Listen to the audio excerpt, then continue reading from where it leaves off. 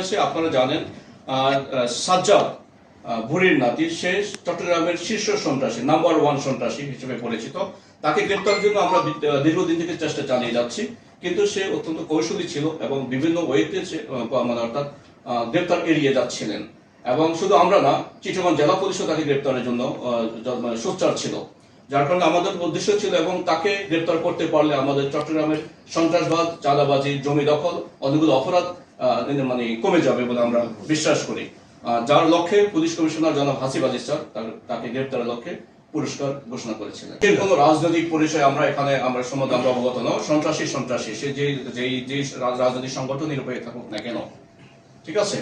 আর আপনি যে তার ফেসবুক লাইভের কথা বলছেন, তাকে আমরা Chittagong metropolitan police commissioner sir আমরা এবং বাইজিদ বোস্তামি থানা অফিসার ইনচার্জ তাকে গ্রেপ্তারের জন্য বিভিন্ন ওয়েতে আমরা অভিযান পরিচালনা করি।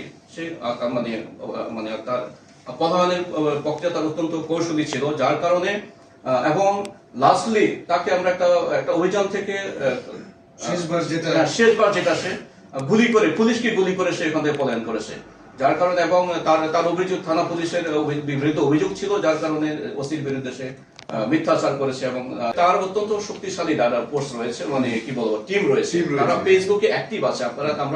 আপনারা যদি কখনো তার ফেসবুকে ঢুকেন আপনারা দেখতে পাবেন, আমরা কন্টিনিউয়াস অবজার্ভ করে আসছি, পর্যবেক্ষণ করে আসতেছিলাম। এবং আমরা তার অনেক সহযোগীকে গ্রেপ্তার করেছি।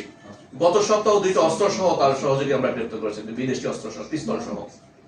হত্যা মামলা আছে 3টা। পাচারের সঙ্গে জড়িত আছে, যেটা চট্টগ্রাম এলাকা পাচারের সঙ্গে কোনো জড়িত পাচার তো ওই ব্যাপারে আমাদের কাছে এখন তথ্য আসে না। আচ্ছা, সাথে শুনেছি স্ত্রী তার ওয়াইফকেও ধরা হয়েছে। তার ওয়াইফের বিরুদ্ধে একটা মামলা রয়েছে। একসাথে কি তাহলে দুই আমরা ওয়াইফের বিরুদ্ধে মামলা রয়েছে। ওয়াইফকে জিজ্ঞাসাবাদে জানা যাচ্ছে সে নাকি জামিনে আছে। তো জামিনের ব্যাপারটা আমাদের এখন কোনো ডকুমেন্টস শো করতে পারে নাই। আপনার নাম আর ডেজিগনেশন? আমি ডিসি উত্তর আমিরুল ইসলাম, সিএমপি।